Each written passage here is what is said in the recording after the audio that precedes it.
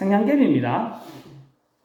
프랑스 작가 베르나르 베르베르의 소설 개미에 이런 문제가 하나 나온다고 합니다. 성냥개비 6개로 정사각형 4개를 만들라.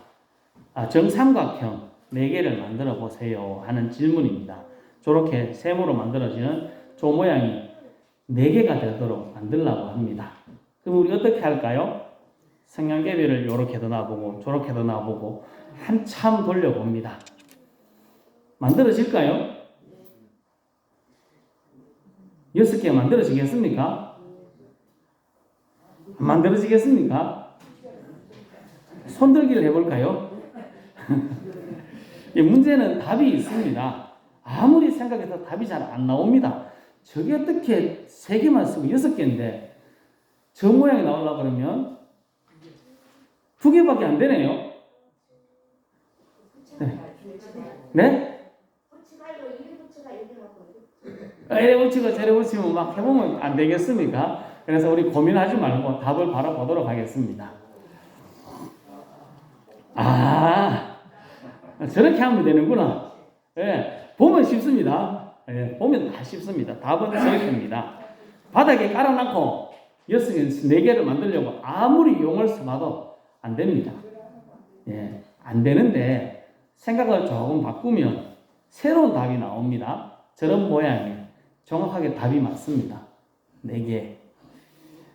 성장하는 사람은 평면적인 사고, 바닥에서 노는 게 아니고 조금 위도 한 번씩 바라보는 사람이 성장하는 사람이다 라고 이야기합니다. 믿음의 사람도 마찬가지입니다. 믿음의 사람도 땅만 바라보는 사람이 아니라 땅과 하늘을 같이 바라보는 사람입니다. 하늘만 바라보는 사람이 아니거든요. 땅도 바라봐야 됩니다. 우리 땅에 살기 때문에 땅도 바라보고 하늘도 바라보는 사람이 믿음의 사람입니다.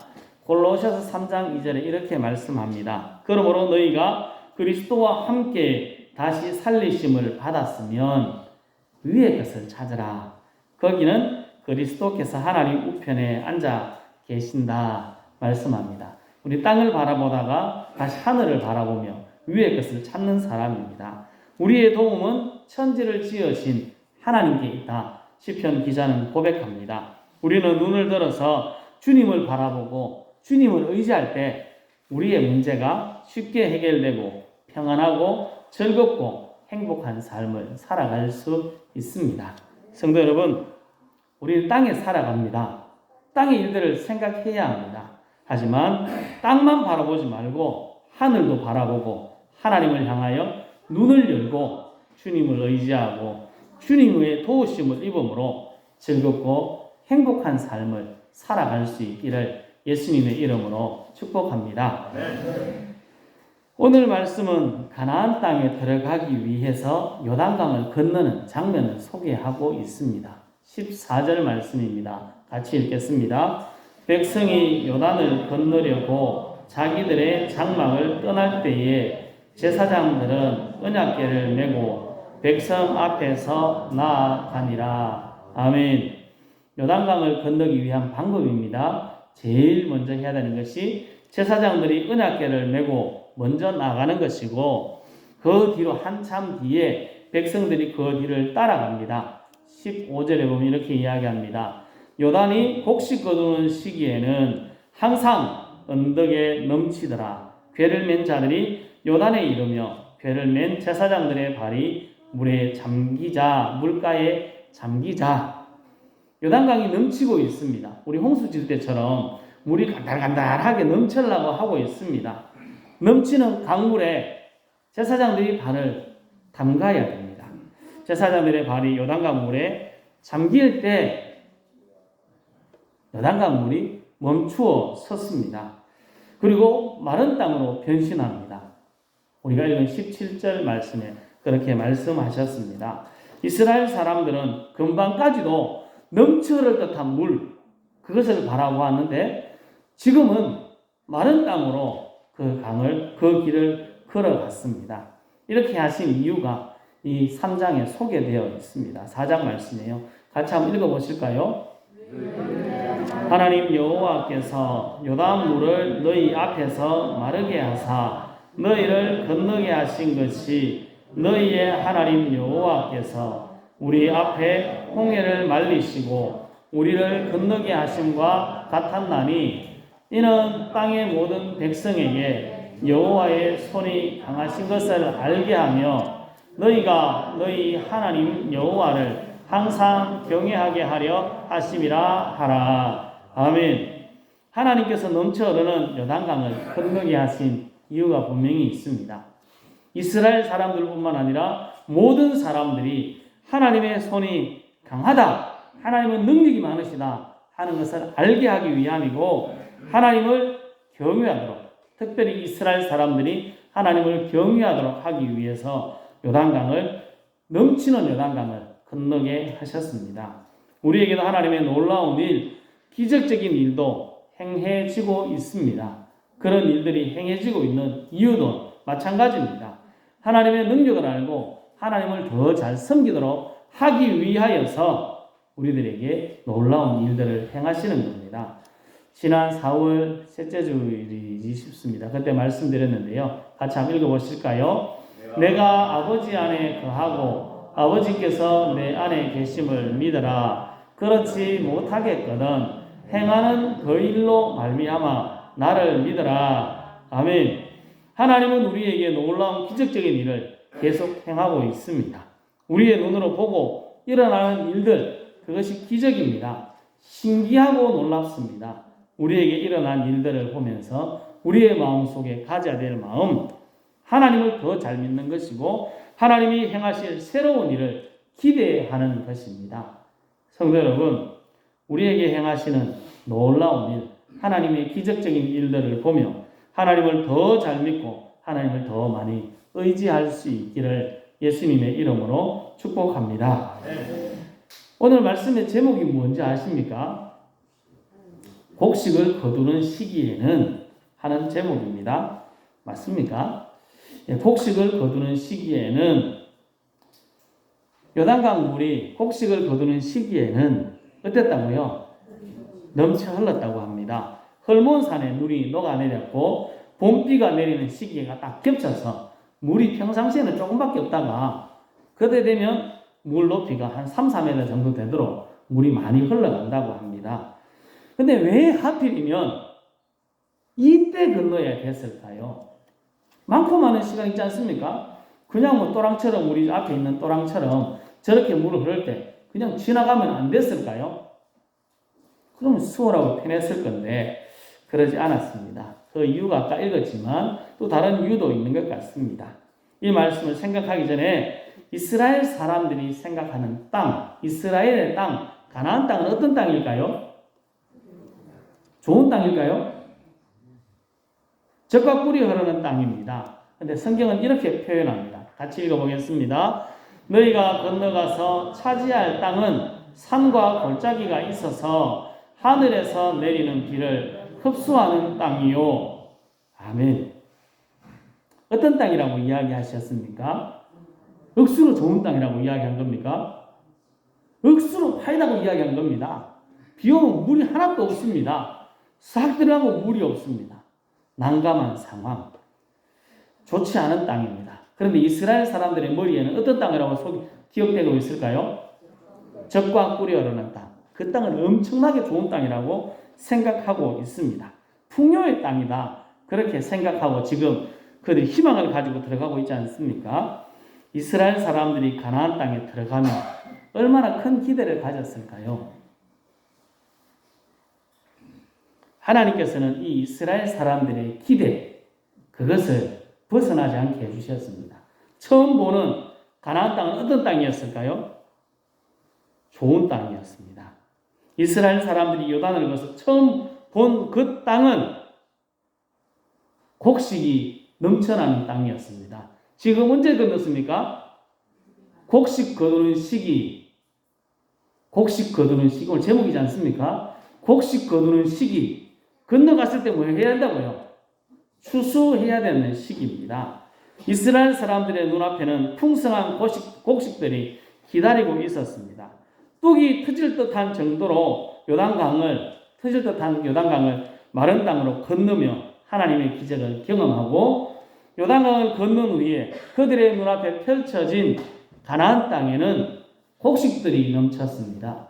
그리고 성경을 넘어가 보면 이 가나안 땅 처음 발을 내디고 나서 이스라엘 사람들이 그때부터 만나를 먹지 못합니다. 무엇을 먹었을까요? 그 땅에서 나는 곡식으로 그들의 배를 채워야 했습니다. 엄청난 많은 사람들이 그 땅의 곡식으로 배부르려고 얼마나 많아야 됐을까요? 그만큼 많은 수확이 있었던 땅, 그 땅이 가나안 땅이었습니다. 그들은 가나안 땅을 보며 희망을 다시 품을 수 있었습니다. 하나님께서 행하신 일을 더 크게 기대할 수 있었습니다. 이스라엘 사람들 들어가가지고 말 그대로 저기 있는 땅처럼 이게 뭐야? 이렇게 할 수 있는 상황이 분명히 주어질 수 있었습니다. 하지만 하나님은 섬세하게 일하셨습니다. 늘 원망하던 이스라엘 민족이 가나안 땅에 들어갔을 때 원망이 훨씬 줄어듭니다. 훨씬 원망을 하는 일이 거의 없습니다. 왜냐? 하나님께서 계속 그들을 인도하고 계셨기 때문에 그렇습니다. 섬세한 손길이 그들과 함께 하셨기 때문에 원망하지 않도록 너희들이 생각하는 것처럼 적과 꿀이 흐르는 땅이다 하는 것을 보여주셨습니다. 이스라엘 민족을 너무 잘 아신 하나님께서 그들에게 좋은 것으로 먼저 딱 준비해 주시고 그것을 기대할 수 있도록 만들어 주신 겁니다. 하나님은 우리의 머리털까지도 다 세신 하나님입니다. 우리보다 우리를 더 잘 아시는 하나님이다. 그렇게 우리들은 알고 있습니다. 우리의 삶의 세밀한 부분들까지도, 아주 사소한 부분들까지도 우리 하나님은 우리를 인도하고 있습니다. 혹시 실망할까 싶어서 하나님은 곡식 거두는 시기를 맞추어서 일부러 그 시기에 들어가게 하신 것입니다.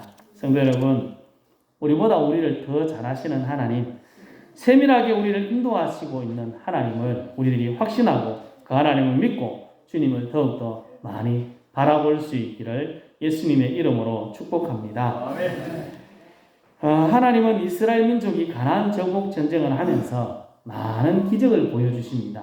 가나안 땅에 들어가서 제일 처음 들어가면서부터 기적이지 않습니까? 요단강을 마른 땅으로 건넜으니까요. 그리고 그들의 눈에 보이는 것도 참 놀라운 일이었습니다. 그리고 그들이 길갈에서 할례를 하는데 가나안 사람들이 쳐들어오지 않습니다.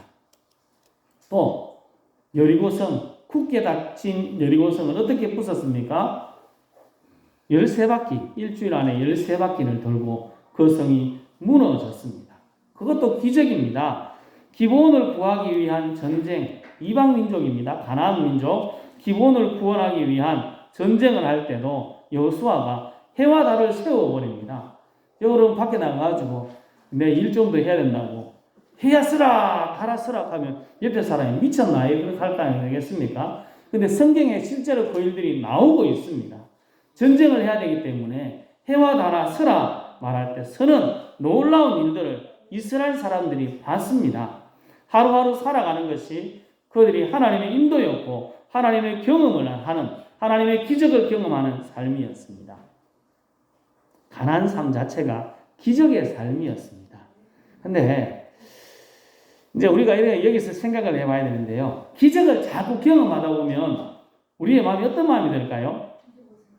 기적으로 생각할까요? 안 합니다. 기적을 자꾸 경험하다 보면 그게 당연한 것이 됩니다. 하찮은 것으로 생각할 수 있습니다. 실제로 그런 일이 일어났습니다. 이스라엘 사람들이 40년 동안 광야에서 방황하지 않습니까? 그들은 광야에 생활하며 농사 짓지 않습니다. 뭘 먹고 살았습니까? 하나님께서 주시는 것을 먹고 살았습니다. 만나, 날마다 만나를 공급하셨습니다. 또 고기 달라고 하면 메추라기를 주셨습니다.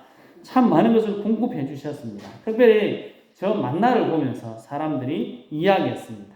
딱 먹어보니까 저는 가시 같다고 하는데 이게 뭔지 잘 모르겠고 맛은 꿀 섞은 과자 같다. 꿀 칠한 것 같습니다. 맛이 달달이한 모양입니다. 그 만나를 먹고 처음 그들이 느끼는 감정은 이거였습니다. 우와, 이게 뭐야? 이게 만나의 뜻입니다. 만나가 이게 뭐지? 이게 뭐고? 이게 만나의 뜻이거든요. 처음 너무 신기했습니다. 만나 먹을 때요. 너무 좋았습니다. 그리고 며칠 먹습니다. 뭐라고 했을까요? 같이 읽어보겠습니다. 백성이 하나님과 모세를 향하여 원망하되 어찌하여 우리를 애굽에서 인도하여 내어 이 광야에서 죽게 하는가? 이곳에는 먹을 것도 없고 물도 없도다. 우리 마음이 이 하찮은 음식을 싫어하노라 하매. 아멘. 제일 처음에 뭐라고 했다고요? 만나를 보고 이게 뭐지? 이렇게 감격했던 이스라엘 사람들이 지금 뭐라고 했습니까? 하찮은 음식이라고 이야기합니다. 하나님께 주신 놀라운 선물 만나를 매일 먹었는데 자기는 아무 노력도 안 하고 아침에 가가 살짝 걷어서 하루 종일 먹으면 됩니다. 그 만나를 먹다 보니까 하찮은 것으로 여기게 되었습니다. 출애굽하던 이스라엘 민족의 옆에 늘 같이 다니던 것이 있었습니다. 불기둥, 구름기둥입니다. 하나님이 함께 하신다 하는 것을 보여주는 상징입니다. 불기둥, 구름기둥. 눈 뜨고 나가면 불기둥, 구름기둥이 보입니다. 나 너와 함께 하고 있어 하는 것을 정확하게 보여줬습니다. 처음에는 신기했겠죠. 너무 좋았지 않겠습니까? 하나님 나와 함께 하신다 하는 확신이 생겼으니까요. 조금 지나서는 어떻게 했을까요? 불기둥, 구름기둥 있든지 말든지 하나님이 나와 함께 하신지 없든지 난 잘 모르겠고 내가 불편한 걸 저기서처럼 원망하고 온갖 짓을 다 합니다. 하나님이 옆에 있는데도 하나님이 없다고 이야기하고 온갖 짓을 다 하고 있습니다.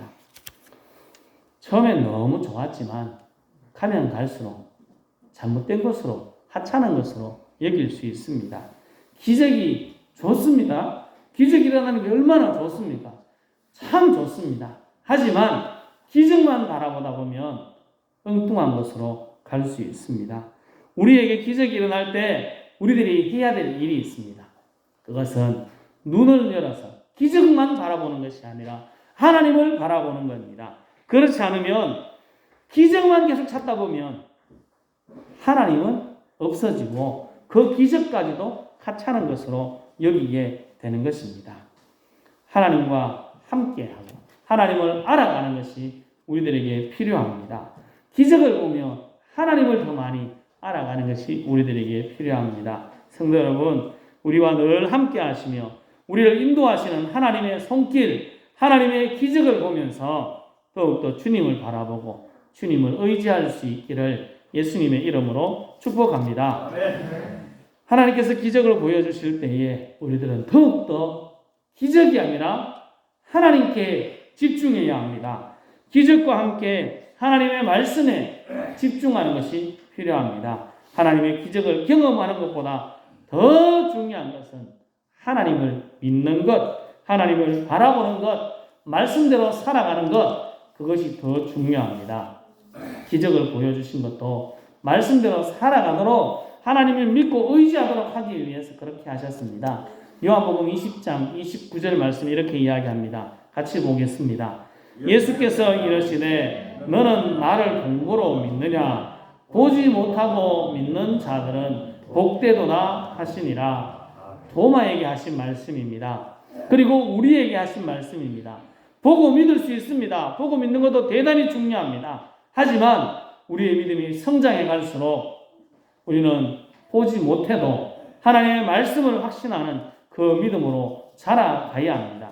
눈에 보이는 기적만 따르는 삶이 아니라 하나님을 믿고 하나님의 말씀을 믿을 수 있는 자리로 나아가야지 된다. 성경은 말씀하고 있는 겁니다. 저 말씀에 이어서 이렇게 말씀합니다. 같이 읽어보겠습니다.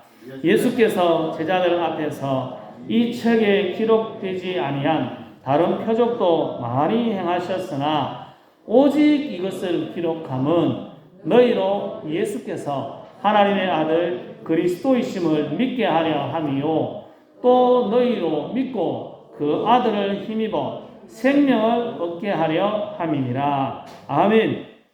제일 중요한 것, 기적보다 더 중요한 것은 하나님을 믿는 것입니다. 예수님을 믿는 것입니다. 눈에 보이는 기적만 따르는 것이 아니라 하나님을 믿고 하나님의 말씀을 믿고 살아가는 것이 필요합니다.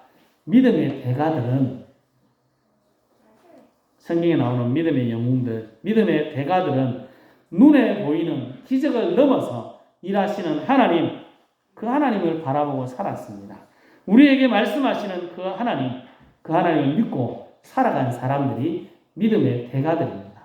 거기에 기적이 더해졌고 기적이 있으니까 더 큰 믿음으로 말씀을 확신하며 나아갔던 것입니다.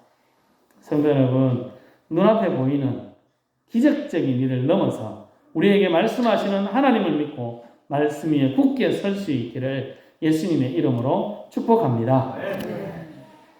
이제 하는 이야기 하고 끝내려고 합니다. 지난번에도 한번 이야기 드렸습니다. 밀러 선교사입니다. 우리 표현으로는 민노아 선교사라고 이야기합니다. 민노아 선교사는 1892년 사모님과 함께 한국으로 왔습니다. 땅끝까지 복음을 전하라 하는 하나님의 사명을 안고 조선 땅을 밟았습니다. 미국에서 갓 결혼한 신혼 부부가 낯선 한국 땅으로, 조선 땅으로 자식도 없이 이렇게 쓸쓸하게 이 땅으로 왔습니다. 자식을 기다렸습니다. 기다리던 중에 1898년 11월에 첫 아들 프레드 밀러라는 아이가 태어났습니다. 오랜만에 태어난 겁니다. 92년도에 결혼했고 98년도에 태어났습니다. 6년 정도 기다렸네요. 오랜만에 나왔으니까 얼마나 이뻤겠습니까? 그런데 이 아들이 조선 땅의 열악한 환경 그리고 위생에 적응하지 못하고 8개월 만에 죽어버렸습니다.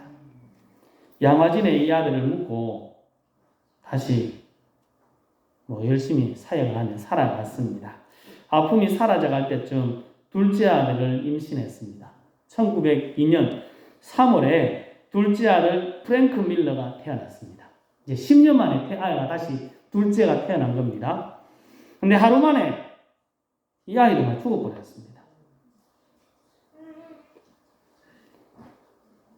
둘째가 죽고 아픔을 당한 지 1년이 지나서 1903년 6월 17일 민노아 선교사의 사모님, 그 아내가 38세의 나이로 세상을 떠나고 말았습니다. 누구 혼자 남았습니까? 선교사 혼자 남았습니다. 하늘이 무너지고 땅이 꺼지는 슬픔 그에게 밀려오지 않았겠습니까? 왜 내게 이런 일이 어려움이 있습니까? 원망할 만도 합니다. 조선 땅에 와가지고 하나님의 복음을 전하겠다고 용을 쓰고 있는데 아내도 죽고 두 아들도 죽었습니다. 이것을 보는 옆에 사람들이 이렇게 말합니다. 도대체 당신이 전하는 예수가 누구이기에 이렇게 당신을 힘들게 합니까? 위로의 말이라고 한 겁니다. 그런데 당사자에게 큰 상처가 되었습니다. 참 어려운 말입니다. 이 질문을 할 때 주변 사람들이 가끔 비웃는 웃음을 봐야 됐습니다. 민노아 선교사는 그때 뭐라고 했을까요? 여러분이라면 뭐라고 할까요? 열심히 믿음 생활을 했는데 내 아들 둘도 죽고 아내도 죽었습니다. 여러분 뭐라고 답할 수 있겠습니까? 그래, 하나님 나를 버린 것 같다. 이렇게 해야 되겠습니까? 그때 민노아 선교사가 부른 찬양이 이겁니다. 예수님은 누구신가? 우는 자의 위로와 없는 자의 풍성이며 천한 자의 높음과 잡힌 자의 노임 되고 우리 기쁨 되시네. 4절까지인가 그래 있는데 이게 20가지로 예수님을 이야기했습니다. 우리 예수님은 이런 예수님입니다. 나를 버리신 게 아니고 하나님은 나를 위로하시고 나를 지키시는 분이십니다. 나에게 기쁨 되시는 분입니다. 인간적인 슬픔이 강하지만 그래도 하나님 때문에 기뻐할 수 있습니다. 그는 아름다운 찬양으로 하나님께 영광을 돌렸습니다. 자신의 슬픈 감정, 어려움을 참거나 해명하지 않고 하나님을 간증했습니다. 주위 사람들은 이 이야기를 듣고 얼마나 감동을 받았을까요? 저는 이 이야기를 보며 이렇게 생각했습니다. 눈에 보이는 기적은 그에게 없었습니다. 미국 땅에 있을 때는 있었을지 모르겠습니다. 자기 본토 땅에 있을 때는 그런 일이 기적이 있었을지 모르겠습니다. 또 이 조선에 왔을 때, 한국 땅에 왔을 때는 아무런 일도 없었습니다. 하지만 그가 믿은 건 뭘까요? 하나님께서 행하신 놀라운 기적이 아니라 하나님을 믿었던 겁니다. 하나님의 말씀을 확신한 겁니다. 그 민노아 선교사의 헌신 위에 우리가 이렇게 서 있습니다. 눈에 보이는 것 아무것도 없습니다. 하나님이 행하신 일 아무도 없는 것 같습니다. 그때도 하나님을 믿고 하나님의 말씀을 믿는 자리로 우리가 나아가야 합니다. 우리를 사랑하시고 모든 것을 아시는 섬세하신 하나님께서 우리를 인도하고 계신다는 것, 기적을 행할 때 그것을 느낄 수 있으면 좋겠습니다. 그리고 하나님을 바라볼 수 있으면 좋겠습니다.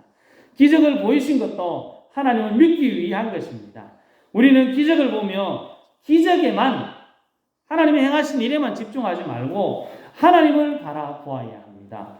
더 섬세하게 우리를 인도하고 계시는 하나님을 바라보고 하나님의 말씀을 의지하고 나갈 때 우리들에게는 더 놀라운 하나님의 역사가 있을 것입니다. 성도 여러분, 우리에게 일어난 일을 보며 하나님을 더 많이 알고 더 잘 믿고 우리를 섬세하고 세밀하게 인도하시는 하나님을 바라보고 하나님을 믿고 하나님의 말씀을 확신하며 믿음으로 끝까지 달려갈 수 있기를 예수님의 이름으로 축복합니다. 기도하겠습니다.